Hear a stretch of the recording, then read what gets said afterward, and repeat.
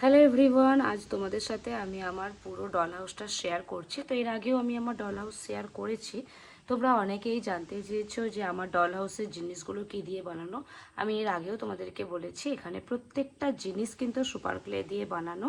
Mainly তোমরা এই যে ফ্যানটা আমি বানিয়েছি, এটাকে জাস্ট আমি কিভাবে বানিয়েছি সেটা তোমরা অনেকেই জানতে চেয়েছো। তো ফ্যানটার মধ্যে অনেক কিছু রয়েছে, তো কিভাবে বানিয়েছি আর এটা কিভাবে ঘুরছে, মানে জাস্ট এরকমভাবে কিভাবে ঘোরে, আমি যখন ভিডিওর মধ্যে ঘোরাই এটা কিভাবে ঘোরে তোমরা সবটুকু জানতে চেয়েছো। তো আজকে সেটুকুই তোমাদের সাথে ভিডিওটা করব। তো ফ্যানটাও আমি কিন্তু বানিয়েছিলাম সুপার ক্লে দিয়ে। আশা করি দেখতে পাচ্ছ, এই দেখো ফ্যানটা যেমন অরিজিনাল ফ্যান হয় আমি কিন্তু দেখে দেখে সেভাবেই বানানোর চেষ্টা করেছি। তো এটাকে মূলত আমি এই যে দেখতে পাচ্ছ একটা দড়ি বেঁধেছি, জাস্ট একটা দড়ির মধ্যে ওপর দিকে দেখো এখানে সুপার ক্লে দিয়ে আমি কিন্তু আটকে দিয়েছি যাতে এটা শক্ত হয়ে যায় দড়িটা। আর যখন আমি কোনো ভিডিওর মধ্যে ফুটেজটা দিই, মানে ভিডিওর মধ্যে যখন ধরো এখানে সুইচ দিচ্ছি, এই যে সাইডে সুইচটা আছে এরকমভাবে জাস্ট টিপে যখন ফ্যানটাকে আমি এরকমভাবে ঘুরছে, মানে আমি যখন কোনো ভিডিও করি তখন কিন্তু জাস্ট হাতে করে এরকম করে ফ্যানটাকে আমি আগে না একটু ঘুরিয়ে নিই। এরকমভাবে ঘুরিয়ে নিয়ে অনেকটা ঘুরিয়ে নেবার পর আমি কিন্তু এরকমভাবে জাস্ট ধরে থাকি আর তখন জাস্ট এরকমভাবে ছেড়ে দিই। আর এই যে এরকমভাবে সুইচটা দেবার পর এরকমভাবে ছেড়ে দিই তখন কিন্তু ফ্যানটা অটোমেটিক ঘুরতে থাকে। তবে এটাকে অনেকটা ঘোরাতে হবে, তাহলে কিন্তু ফ্যানটা জোরে ঘুরবে, যেটা তোমরা আমাকে মেনলি জানতে চেয়েছো। তো এই ছিল মূলত আজকের ভিডিও। আর সবটুকু তোমাদেরকে বলবো, এখানে প্রত্যেকটা মেকিং ভিডিও, ফ্যানেরও মেকিং ভিডিও তোমরা চেয়েছো, তো ফ্যানটারও মেকিং ভিডিও কিন্তু আমার চ্যানেলে দেওয়া আছে, তোমরা চাইলে আশা করি দেখতে পারো। আর যদি বলো আমি আরেকটা পুরো ভিডিও তোমাদেরকে বানিয়ে দেব, মানে ফ্যান আরেকটা নতুন ফ্যান বানিয়ে তোমাদেরকে পুরো ভিডিওটা দেখিয়ে দেবো যে কিভাবে বানাতে হয়। ভীষণ ইজি, চাইলে তোমরা বানাতেই পারো, খুব সোজা। তো সেই কারণেই আমি মূলত আজকে এটা তোমাদের সাথে শেয়ার করলাম যে কিভাবে ফ্যানটা ঘুরে, সুইচ দিলে কিভাবে ঘুরছে। এই যে জাস্ট এরকমভাবে প্রেস করবে তাহলেই ঘুরে যাবে। তো এরকমভাবে এটা কিন্তু একার দ্বারা পসিবল না, তো দুজন লাগে, মানে আমি যেহেতু ফোনটা ধরে থাকি আর আমার মেয়ে ওটাকে ঘোরায়, বা মেয়ে ফোন ধরে থাকে আর আমি ওটাকে ঘোরাই। তো এইরকমভাবে ভিডিওটা বানাতে হয়। তো যাই হোক, চলো।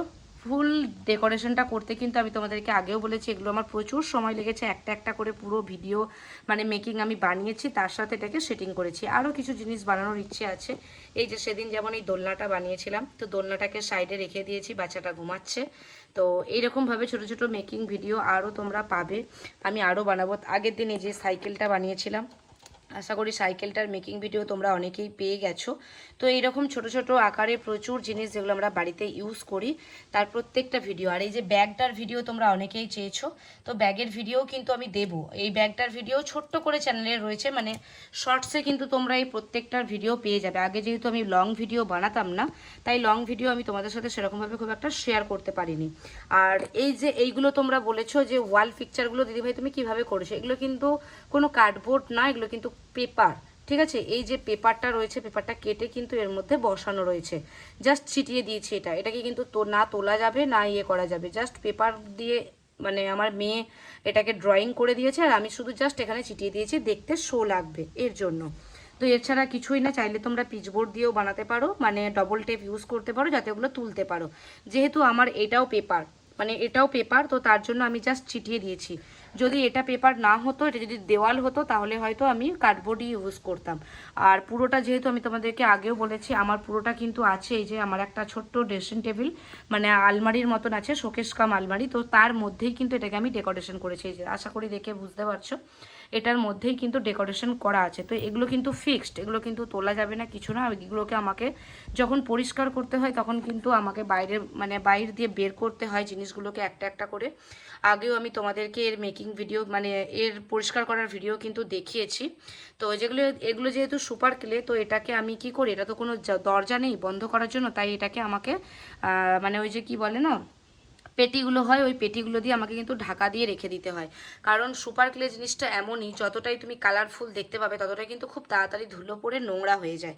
তো এগুলোকে পরিষ্কার করার জন্য আমাকে কিন্তু আবারও ওই যে বললাম, মানে একটু জল, একটু কাপড় ছেঁড়া, এগুলো দিয়ে আমি পরিষ্কার করি, ভিজে কাপড় ছেঁড়া দিয়ে পরিষ্কার করি। তো আবারও কিন্তু রোদে শুকিয়ে নিলে সেম টু সেম হয়ে যায়।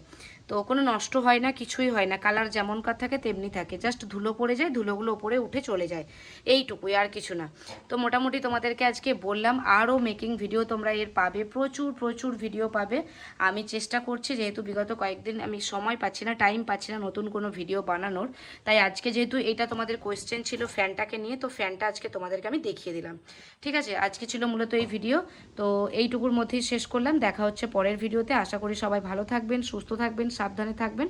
Thank you so much.